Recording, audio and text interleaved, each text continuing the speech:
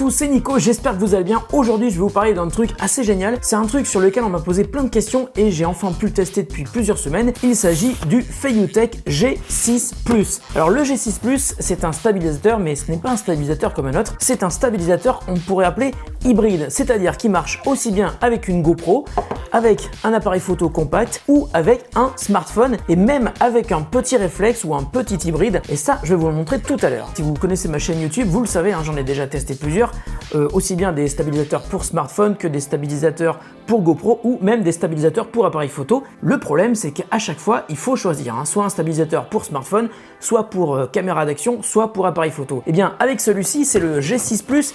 C'est un petit peu un modèle donc hybride comme je vous le disais, c'est-à-dire qu'il est livré avec suffisamment d'accessoires pour pouvoir brancher soit une GoPro, soit un appareil photo de type compact, soit un smartphone, soit donc un petit réflexe ou un petit hybride. Alors tout d'abord, le Feiyutech G6 Plus est livré avec une petite manette de transport très pratique, mais on va voir qu'elle va nous poser problème. Alors dans la manette, on a une petite boîte avec des câbles qui vont nous permettre de le recharger sur un port micro USB. Ensuite, on a une plaque au format Arca Suisse. Alors c'est très pratique, hein, ça vous permet de visser ça sous l'appareil photo et puis de le mettre sur un trépied, de passer sur le stabilisateur de manière très rapide sans avoir besoin de dévisser à chaque fois. Ensuite, on a le stabilisateur, voilà. C'est ça, il n'est pas très gros. Et puis si je me trompe pas, à l'intérieur de la petite boîte dans laquelle on trouve des câbles, il y a un autre accessoire tout à fait utile pour accrocher sa GoPro directement. Celui qui est prévu pour le smartphone n'est pas livré, donc j'en ai un ici. C'est ce genre de truc, hein, ça vaut 90 centimes sur Amazon. Je vous mettrai un lien dans la description de la vidéo pour l'acheter. Mais donc, il y a l'adaptateur pour GoPro qui est livré, que l'on va mettre sur le plateau Arca Suisse, avec la petite vis pour visser la GoPro. Ça, c'est une vis supplémentaire pour le plateau Arca Suisse. Et puis donc le câble micro USB pour charger le stabilisateur. Alors je vais vous montrer tout d'abord comment ça se fixe avec un petit appareil photo compact. Là, je vais faire intervenir un accessoire qui n'est pas livré avec, qu'on peut aussi acheter sur Amazon, ça coûte pas très cher. Ça, c'est celui du AK2000, dont je vous ai déjà parlé sur la chaîne YouTube. C'est un trépied qui nous permet donc de fixer le G6 Plus. C'est pas livré avec, hein, c'est dommage, mais bon, on peut l'acheter séparément, mais ça va me permettre de vous présenter facilement le G6 Plus sans avoir besoin de le tenir en équilibre. Alors le stabilisateur, eh bien c'est un format assez classique, hein, avec 3 moteurs, donc il y a un moteur qui est ici, un moteur qui est ici, un moteur qui est là, donc stabilisation sur 3 axes. Et donc on va commencer par mettre notre petit appareil photo compact. Alors le plateau Arca Suisse, on va le mettre dans le pas de vis de l'appareil photo. Par l'avant, on a une petite molette ici sur laquelle on appuie pour le faire reculer. Et puis ici, on va visser donc déjà pour le fixer. Ensuite, comme je vous ai déjà expliqué quand je vous ai parlé du AK2000, un stabilisateur, il faut d'abord qu'il soit équilibré avant d'être allumé. Ça permet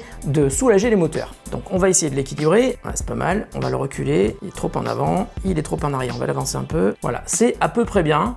Alors maintenant, on va faire le tour du stabilisateur et vous allez voir tous les boutons qui sont un peu de chaque côté et on peut faire plein de choses avec. Alors tout d'abord, ici donc on a un petit écran LCD. Bon là, il est éteint parce que sinon ça va user les batteries. Ici, on a un joystick, hein, un genre de molette multidirectionnelle qui va vous permettre de faire aller la nacelle dans à peu près toutes les directions. Ici, on a un bouton multifonction. Il a donc 5 fonctionnalités différentes. Alors un tap, ça va vous permettre de passer entre le mode panning et le mode lock. Ensuite, un double tap, ça va vous permettre de passer en mode follow. Un triple tap, ça vous permet de passer en mode selfie, donc il va faire une rotation à 180 degrés pour vous regarder. Un quadruple tap vous permet de lancer le mode auto rotation. Donc en fait, vous faites un quadruple tap, vous allez définir un point de départ, on va dire par exemple ici. Un autre quadruple tap, ça va définir un deuxième point, donc c'est le point B. Et vous allez pouvoir configurer le nombre de secondes qui vont se passer entre le moment où il va passer automatiquement entre le point A et le point B. Ça sert à quoi? Et bien tout simplement à faire de magnifiques motion time-lapse.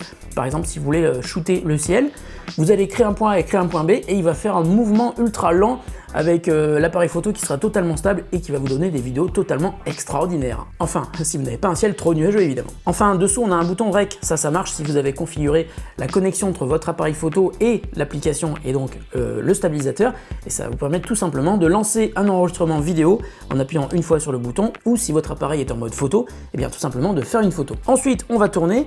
Ici, on retrouve donc cette fameuse molette qui vous permet soit de faire du zoom, soit du focus. Attention, ça ne marche pas avec les appareils Sony, ça marche très bien avec les Panasonic, les Canon et puis aussi avec la GoPro. Alors ici on a un bouton qui va vous permettre de mettre en mode lock instantanément, c'est-à-dire le temps que vous êtes appuyé dessus. Donc ça c'est utile si vous êtes en mode panique ou si vous êtes en mode follow et vous n'avez pas envie de changer de mode.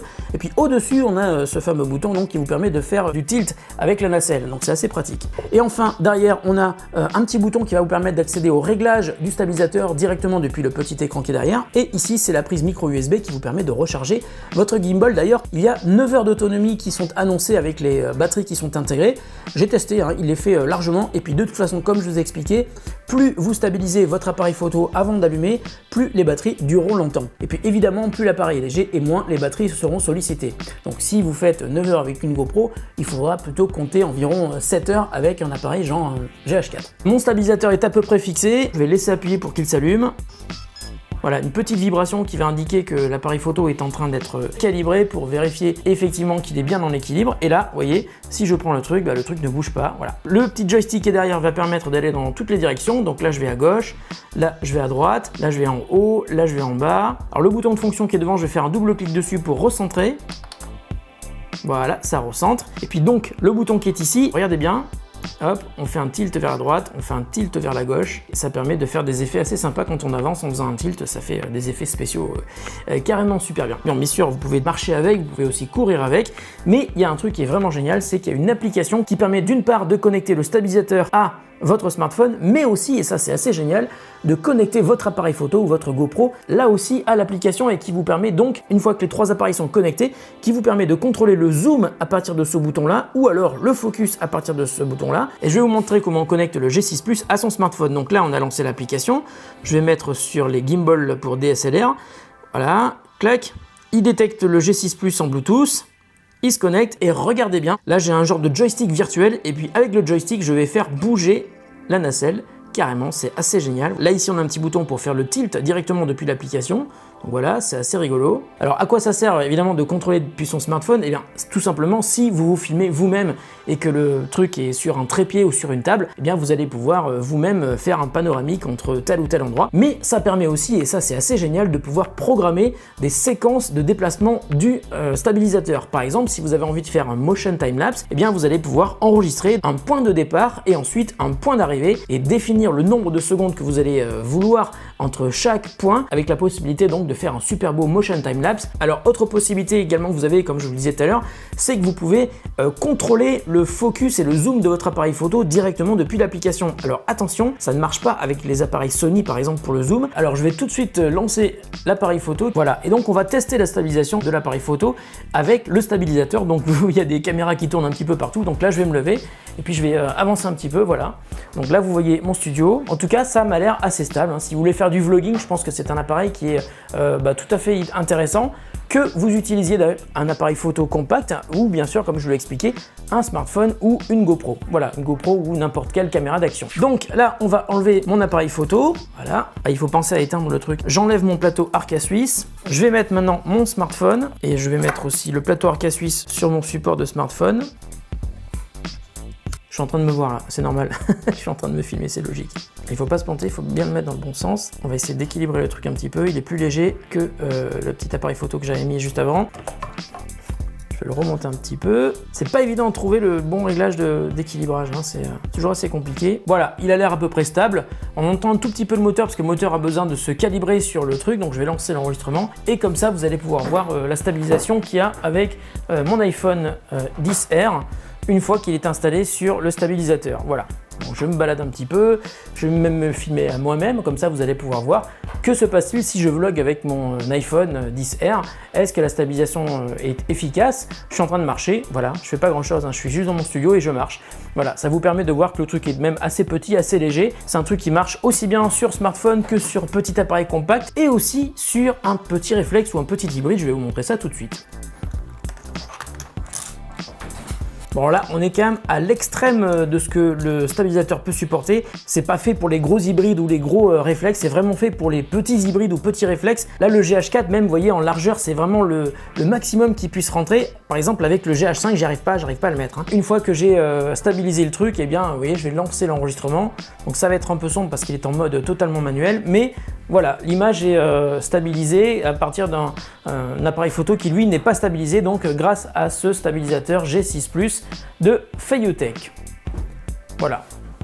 Bon, l'image est un peu floue, je suis désolé, et puis elle est sombre parce qu'il est entièrement en manuel, mais c'est juste pour vous montrer la qualité de la stabilisation et le fait que quand vous le portez, eh ben, ça marche pas mal du tout, et puis surtout il est assez léger. Voilà, je vais l'éteindre et j'éteins la vidéo. Bon, je vais quand même vous montrer ce que ça donne avec la GoPro, même si j'ai pas encore configuré ma GoPro. Voilà, il y a tout ce qu'il faut pour faire tenir la GoPro. Donc là pour le coup c'est une GoPro Hero 7, donc qui est ultra stabilisée déjà en elle-même. Mais là si vous avez une vieille GoPro ou même pas forcément une GoPro mais une caméra d'action qui est compatible au format GoPro au niveau des fixations comme elles le sont à peu près toutes, et bien vous aurez donc la possibilité d'avoir un stabilisateur ultra performant. En plus plus elle est légère, plus ça stabilise facilement. Vous voyez, on est passé du GH4 qui est ici qui pèse je crois 600 grammes à la GoPro qui elle pèse on va dire 150 grammes ou quelque chose comme ça. Voilà, je peux pas filmer avec parce qu'elle n'est pas du tout ni chargée ni configurée, mais en tout cas vous voyez que ça tient parfaitement bien. Alors quant au prix, eh bien en ce moment on le trouve à 299 €, c'est le meilleur prix à mon avis pour acheter un stabilisateur qui soit à la fois compatible avec des appareils photo mais aussi des GoPro et des smartphones. Mais si vous cherchez bien, vous pouvez le trouver encore moins cher. D'ailleurs, regardez dans la description de la vidéo, je vais vous mettre des liens pour l'acheter au meilleur prix sur Amazon. Si vous avez toujours besoin d'un stabilisateur pour tel ou tel appareil mais que vous n'avez pas envie d'en acheter un pour chaque appareil. Voilà, le Feiyutech G6 Plus qui est un super petit stabilisateur qui en plus est pas très lourd. Le seul inconvénient que je lui ai trouvé, et je vous en parlais au début de la vidéo, c'est la valise avec laquelle il est livré. Le problème c'est que quand vous installez votre appareil sur le stabilisateur, vous faites plein de réglages ici. Avec cette partie-là, avec cette partie-là et avec cette partie-là. Le problème c'est que quand vous voulez le ranger dans la valise, eh bien il faut défaire tous ces réglages, sinon ça ne rentre pas. À mon avis, c'est son seul inconvénient. Pour tout le reste, c'est un super stabilisateur. Et puis comme je vous le disais tout à l'heure, le pied qui est ici n'est pas livré avec. En revanche, le support pour la GoPro est livré, le support donc Arca Suisse pour les appareils photo est livré, le support pour le smartphone lui n'est pas livré mais ça coûte moins d'1 € sur Amazon. La vidéo est terminée, elle était assez rapide mais j'espère que ça vous a intéressé. On se retrouve très bientôt sur The Grand Test pour notre test de produit qui n'aura sans doute rien à voir avec celui-ci. Salut à tous.